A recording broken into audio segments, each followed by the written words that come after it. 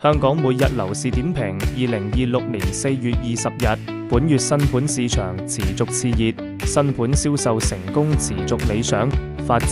商家快展開銷售部署及趁勢加推單位登場。截至目前為止，本月新盤銷售已逼近1400伙，相信本月整體新盤銷售料再度超越2000伙的高位。剛於週六，以價單形式重推的大圍柏傲莊 III 首批88伙單位即日沽清，發展商新世界隨即加推75伙一房及兩房單位，剛修訂價單共75伙，切實售價789.3萬至1440.2萬元，切實尺價21,928至27,368元。發展商透露是次較對上一批單位提價約2%。另外有恒地、希慎及帝國合作發展紅磡首案亦推售在即，物業將於日內加推及公布銷售安排，最快本週內展開推售。在過去週末2日，